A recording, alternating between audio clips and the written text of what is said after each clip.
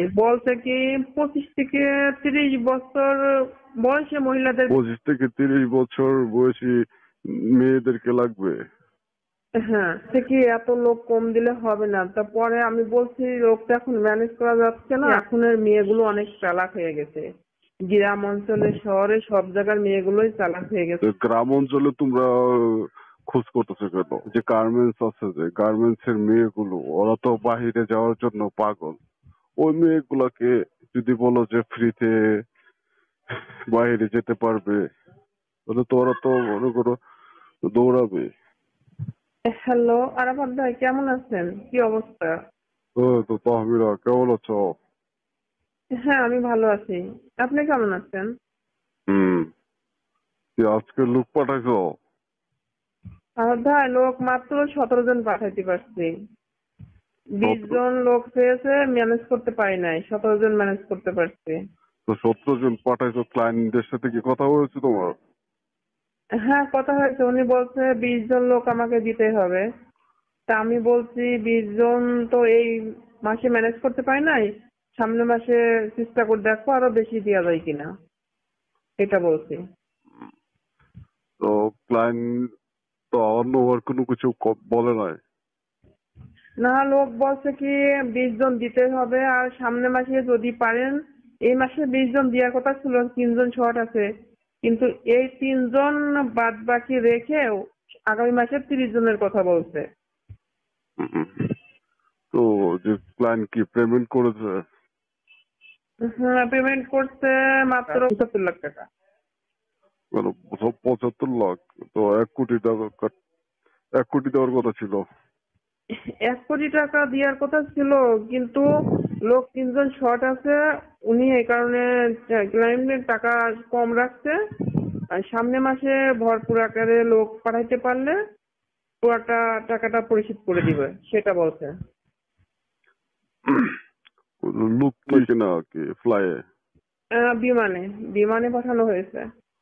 ও, তাহলে তো শাহজালাল আন্তর্জাতিক বিমানবন্দর দিয়ে গেছে। হ্যাঁ, ঢাকা শহর থেকে আন্তর্জাতিক বিমানবন্দর থেকে, ওখান থেকে রাতের ফ্লাইটে 11টার কথা বলছে আর কি। মানে ইমিগ্রেশনে তুমি ছিল? না, ও। আমি জানছি স্যার। ও, সোহাগ যাই গিয়েছিল? হোক, হ্যাঁ আমি ওখানে ওর হাতে পৌঁছা দিয়ে চলে আসছি। ও, বাদ বাকিটা সোহাগ কিভাবে কি করছে আমি জানি না, ওর সোহাগের কাছে সাথে ফোন কথা দিয়ে বলো জানতে নাই? হবে। আমি কথা বলছিলাম, কিন্তু বললো কি এখন আমি ব্যস্ত আছি, আমি পরে বিষয়টা জানাচ্ছি। ও, ঠিক আছে। তাহলে ওই 75 লাখ দিয়েছে, তো এখান থেকে তুমি করবা 60 লাখ আমার ওই যে একটা অ্যাকাউন্ট নাম্বার দিয়েছি, অ্যাকাউন্টে ট্রান্সফার করবা, বুঝেছো? ওই অ্যাকাউন্টে আপনার ওইটাই 60 লাখ টাকা দিতে হবে। 60 লাখ ওই অ্যাকাউন্টে ট্রান্সফার করে দেবা, আর বাকি ওই 15 লাখ থাকবে, ওটা তোমরা খরচ টরচ ম্যানেজ করে তোমরা সোহাগ নিয়ে নিও। 15 লাখ টাকা হবে? কত কৌশল করে লোকদের ম্যানেজ করতে হয়, তাদের সঙ্গে কথা বলতে হয়, তাদের পিছনে খরচ করতে হয়, তারপরে বিশেষ করে অনেক ক্লায়েন্ট কি বলছে জানেন রাবত হ্যাঁ। ভাই? বলছে কি 25 থেকে 30 বছর বয়সী মহিলাদের বেশি আকর্ষণ। ও, ঠিক 25 আছে, থেকে আর হ্যাঁ, 30, হ্যাঁ। 25 থেকে 30 বছর বয়সী মেয়েদেরকে লাগবে। হ্যাঁ, আর একটা বিষয় কি বলছে জানেন? কারণ আহ, বলছে কি এত লোক কম দিলে হবে না। তারপরে আমি বলছি লোকটা এখন ম্যানেজ করা যাচ্ছে না, আর যে মানুষ মেয়েগুলো এই দেশের থেকে বাহিরে যায়, তারা হ্যাঁ, কৃষির জন্য যায়, সেটা তো আমি আর আপনি জানি না আরাফাত ভাই, জানি না হ্যাঁ, বলেন? হ্যাঁ, হ্যাঁ, কিন্তু ওরা তার কখনো এই বাংলাদেশে ফিরে আসতে পারবে না। হ্যাঁ, কিন্তু ওরা কি করবে না করবে সেটা তো আমরা ভালোই জানি। এই কারণে তো আর কি এতগুলো মানুষ আর কি ম্যানেজ করা সম্ভব হচ্ছে না, বুঝতে পেরেছেন? হ্যাঁ, বুঝতে পেরেছি। এখন শোনো, বিষয়টা তো হচ্ছে সোহাগ কি করতেছে? সোহাগের তো কাজের কোনো আপডেট নাই। সোহাগে তো আমি অনেক করে বলছি, কারণ সোহাগ বলছে কি এখনের মেয়েগুলো অনেক চালাক হয়ে গেছে। গ্রাম অঞ্চলে শহরে সব জায়গার মেয়েগুলোই চালাক হয়ে গেছে, অনেক চালাক তোমরা চতুর। শোনো, একটা কথা শোনো, যে গ্রাম অঞ্চলে তোমরা খোঁজ করতেছো কেন? ঢাকার ভিতরে যে ঢাকার আশেপাশে যে গার্মেন্টস আছে, যে গার্মেন্টস এর মেয়েগুলো ওরা তো বাহিরে যাওয়ার জন্য পাগল। ওই মেয়েগুলাকে যদি বলো যে ফ্রিতে বাইরে যেতে পারবে, তাহলে তো ওরা তো মনে করো দৌড়াবে যাওয়ার জন্য, নাচানাচি করবে। হ্যাঁ, কিন্তু তারপর আপনি যে 15 লাখ টাকা দিয়েছেন, আমাদের দুজনের যে একটা পরিশ্রম, যে একটা খরচ, তারপরে বাদ বাকি জানি বা কত টাকা খরচ হয় মেয়েদের পিছনে, অনেক ওই কিছু আমি খরচ ওই করে কি এই শোনো, টাকায় হয় না তো। আচ্ছা, এখন তো যে বাহিরে যে উপরে যে হাটটা আছে, যে তোমার শিপইয়ার্ডে পাঠানোর কথা ছিল, তুমি ইয়ারে পাঠাইছো, যে ওই এয়ারপোর্টে যে খরচটা আছে, এগুলো হ্যাঁ, তো সমস্ত কিছু আমার দেখতে হবে, তাই না? আচ্ছা যাই হোক, তাহলে এখন গার্মেন্টস শ্রমিকদের, গার্মেন্টস মেয়েদের উপর বেশি নজর রাখতে হবে, তাদেরকে সঙ্গে উঠা বসা করতে হবে, কথা বলতে হবে, কারণ এক দুজনই তো তাদেরকে হাত করা যাইব না, আর অনেক সময় লাগবে। শুনো, সুহাগকে, আরিফকে, আর যে শরীফ, এই হুম। এই কয়েকজনকে ভালো করে বলো যে ওরা, আমি যেভাবে কথা বলছি এভাবে যাতে কাজ করে, তাহলে দেখবো যে লোকের আর অভাব নেই। আর ওদের পিছনে তো অনেক টাকা খরচ করতে হবে, ফ্রিতে হচ্ছে একটা মানুষের সঙ্গে কথা বলে যায় না, চা নাস্তা খাওয়াতে হয়, আসা যাওয়া ভাড়া দিতে হয়, অনেক জায়গা নিয়ে ঘুরতে হয়, তবে না একটা মানুষের মনের ভিতরে জায়গা করে তখন তাদের একটা বিষয়ে আলোচনা করা যায়, ঠিক না হ্যাঁ, বলেন? হ্যাঁ, এখন তো মনে করো যে করোনার সিচুয়েশন, অনেক গার্মেন্টস ফ্যাক্টরি বন্ধ হয়ে গেছে। এখন এই গার্মেন্টস এর মহিলারা জবের জন্য দেওয়ানা হয়ে করতেছে। এখন যদি ওই জায়গায় যে কাজ করো, খোঁজ করো, তাহলে দেখবো যে অতি দ্রুতই লোক 30 জন না, প্রত্যেক মাসে 100 জন ম্যানেজ হয়ে যেতে পারে। হ্যাঁ, লকডাউনে যে সিচুয়েশন চলছে, কারণ এখন তো লকডাউনে করোনার ভিতর তো মানুষের সঙ্গে বেশি কথাবার্তা বলা যায় না, তাদের সঙ্গে ক্লোজ হওয়া যায় না, গোপনে এগুলো করতে হয়, অনেক সময় লাগবে। তারপরেও সামনের মাসে দেখা যাক কতজন ম্যানেজ করা যায়, কারণ এটা তো না বললেও কিছু বলা যাচ্ছে না। হুম, ঠিক আছে। এইখানে যে এই তোমাদের যে কাজের প্রসেসিংটা আছে, এই প্রসেসিংটার পিছনে যে আমি আরাফাত আছি, ঠিক আছে, এটাও তো জি। মনে করো যে প্রকাশ করা যাবে না। ঠিক আছে? এইগুলো তো সঠিক পরিচয় কাউকে দেওয়াই যাবে না, কারণ এখান থেকে আমরা যাদেরকে পাঠাই, মিথ্যা কথা বলে পাঠাই আমরা, কিন্তু ওখানে যত কাজ তো হবেই না, আর কখনো ওরা সঠিক জায়গায় ফিরতেও পারবে না। এই রকম মজার ভিডিও পেতে আমাদের ইউটিউব চ্যানেল টিজে টাইম 11কে সাবস্ক্রাইব করুন। হুম। আর এই সমস্ত কাজগুলো তো সচরাচর মানুষের সামনে অরিজিনালি ফেস দেখানো যায় না। চলো, যাই বলেন। তুমি তো আর ক্লায়েন্টদের সামনে যাও না, ঠিক আছে? যা কথাবার্তা ওই অনলাইনে কথাবার্তা বলো। আমি যতই ক্লায়েন্টদের সঙ্গে কথা বলি না, কিন্তু মানুষগুলো তো আমাকে ম্যানেজ করতে হয়, তারা তো আমাকে ঠিকই চেনে, জেনে জানে যখন একটা কিছু হবে তখন তো আমাকে, আমার উপর অনেক চাপ আসবে। তাহলে আমি আওয়ামী লীগের মন্ত্রী হয়েছি কিসের জন্য, কি শিখতে হয়েছি সেটা তুমি জানো? এখন দায়ভার তো সবটা আমার উপরেই বেশি পড়ছে, আমাকেই তো সবকিছু ম্যানেজ করতে হচ্ছে, কারণ আপনি যে আওয়ামী লীগের মন্ত্রী, আমি তো সাধারণ একজন নেত্রী, তাও আমি যতটুকু করার করছি আমার মতো করে। ঠিক আছে, ঠিক আছে, শুনো, তুমি সোহাগকে আর শরীফ আরিফ ওদেরকে ডেকে এনে ভালোভাবে বুঝিয়ে বলবা যে কিভাবে কাজ করতে হবে। আচ্ছা ঠিক আছে, তুমি এখানে 25 লাখ রাখো, আর 50 লাখ আমার ওই অ্যাকাউন্টে ট্রান্সফার করে দিও। দেখো এখানে আরো অনেক কাজ আছে উপর মহলে, অন্য দিকে অনেক, প্রায় 40 লাখের মতোই টাকা চলে যাবে, ওকে।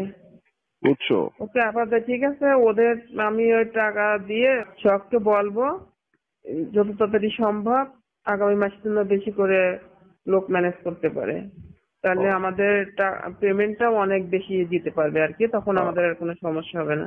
আর তুমি ক্লায়েন্টদের সাথে সবসময় যোগাযোগ রাখবা, ক্লায়েন্টদের সাথে এনি টাইম কথা বলবা। হ্যাঁ, আমি সব বিষয়ে ক্লায়েন্টের সঙ্গে কথা বলি, সদস্যটা আমার সাথে সবসময় ফোন দিয়ে যোগাযোগ করে, সুন্দর মেয়ে লাগবে, ভালো মেয়ে লাগবে, এই সমস্ত বিষয়ে সবসময় আলোচনা করে আমার সঙ্গে। আহ, আর এখন তো দেখো ইউরোপ কান্ট্রির দিকে চাহিদা তো অনেক মেয়েদেরই আছে। যদি শুনেছি ইউরোপ কান্ট্রি ওরা যাওয়ার জন্য নাচানাচি করে, বিশেষ করে গার্মেন্টস ক্ষেত্রে গার্মেন্টস কর্মীদেরকে বোঝানো সহজ হবে। তুমি সোহাগকে আর আরিফকে বলে দিবা, বুঝছো? ঠিক আছে আরাফাত ভাই, আমি সোহাগকে আমার মতো করে আমি বুঝিয়ে বলে দিব, আহ, তারপরে দেখা যাক কত কি করা যায়। আহ, কেন এখন কি তো 25 লাখ যে তোমাকে দিচ্ছি, 25 দিয়ে কি কাজ শেষ করতে পারবো না? এখন প্রতিদিন লোক তো 3 জন খাটাইতে হবে, সোহাগের সঙ্গে আরো 2 জন থাকবে হেল্প করার জন্য। হুম, সামনের মাসে যেহেতু 30 জন লোক পেয়েছে, কারণ এই 25-এর ভিতরে যদি আমি কিছু রাখি, রাখার পরে 15 যদি ওদের দিই, সোহাগ কতদূর কি করতে পারবে আসলে সেটা জানি না, তবে দেখবো পরে, সেটা ভেবে দেখা যাবে কি করা যায়। অথবা ভালো কথা, সোহাগ কি এখন এয়ারপোর্টে আছে? হ্যাঁ, এখনো এয়ারপোর্টে আছে। তাহলে সোহাগকে সাথে যোগাযোগ করো যে ওই মেয়েগুলা কি কোন পর্যন্ত, ফ্লাইট কয়টায়, বিস্তারিত জানো। আমাকে বলছে লাস্ট টাইম 11টা। আমি বলছি যখন ফ্লাইট মানে ও হয়ে যাবে, কমপ্লিট মানে সম্পূর্ণ ভিতরে লোকজন চলে যাবে, সোহাগ তো ভিতরে যেতে পারবে না, তখন যদি আমাকে ফোন দেয়, আমি এটাই বলছি। আচ্ছা ঠিক আছে, এসব ক্ষেত্রে যে এইখানে মিডিয়া বা অন্য অন্য কিছু আছে এগুলা যাতে প্রকাশ না হয়, তখন ওই যে আমি যে আওয়ামী লীগের মন্ত্রী এটাও মনে করো খাটবে না, বুঝছো? আপনি থাকবেন না, আমার জায়গাটা তো থাকবে না যদি এগুলো জানাজানি হয়, কারণ এই কাজটা তো অনেক নর্মাল কাজ ঠিক আছে, আসলে। ওইটার মুখে নিতে হবে না তোমার এখানে। ঠিক এখন ওই যে কল ট্র্যাকিং হয়, তুমি যে আমি কথা বলতেছি এগুলো প্রকাশ হয়ে যেতে পারে, এত ক্লিয়ারলি বলা লাগে না, বুঝছো? ওকে আরাফাত ভাই। হুম। আসলে হ্যাঁ বলেন। তুমি তো আমার অফিসে আসতে পারো, তো তুমি তো আসো না। আরে আরাফাত ভাই, কি করে আমি যাব? আমি তো অনেক ব্যস্ত থাকি, আমার মাথাটা হেড হয়ে যায়। এসব লোক ম্যানেজ করা তো কম কথা নয়, অনেক পরিশ্রম করতে হয়। টাকা পয়সাও তো কম কামাচ্ছ না। টাকা পয়সা কম আছে না, কষ্টের বিনিময়ে এসব টাকা কিছুই না। তা আপনি আসেন একদিন, সময় করে আসেন, আমরা কোথাও যাই, একটু সব বিষয়ে আলাপ আলোচনা করি। শুধু কি এইসব বিষয়ে আলোচনা করলে হবে? হ্যাঁ, এরকম তো মন ভালো থাকবে না, এত প্রেশার দিলে কি মাথায় ঠিক থাকে বলেন? ও, তাহলে আসো একদিন, রিল্যাক্স করি, পানি টানি খাই, আমার এখানে আমার অফিসে চলে আসো। কাজের বাইরে একটু অন্যরকম ভাবে একটু টাইম পাস করি, হয়তো ভালো লাগবো। হুম, ঠিক আছে, তাহলে তোমাকে যেটা বলছি, তাহলে তুমি সময় করে আমার অফিসে চলে আসো, বুঝছো? ওকে, আমি সময় করে আসবো, আর যখন আসবো আপনাকে কল দিব। হুম। আর সেদিন তো তোমার ম্যাডাম তোমার কথা জিজ্ঞাসা করতেছিল যে তাহমিলার খবর কি। হুম, আমার ম্যাডাম আমার কথা জিজ্ঞেস করছে। আহ যাক, শুনে অনেক ভালো লাগলো। বলতেছে যে তাহমিনার খবর কি। হুম। আর শেখ হাসিনাও তো তোমার কথা অনেক বলে, কিছুদিন আগেও তো বললো যে তাহমিনা মেয়েটা দলের জন্য অনেক ভালো কাজ করতেছে। হ্যাঁ, শুধু বললেই হবে? ম্যাডামের কাছে একদিন আমাকে নিয়ে চলেন না, ম্যাডামের সঙ্গে আমার সরাসরি কথা বলতে ইচ্ছে হয় অনেক। এখন বারবার ম্যাডামের সঙ্গে কথা বলতে ইচ্ছে হয় আমার।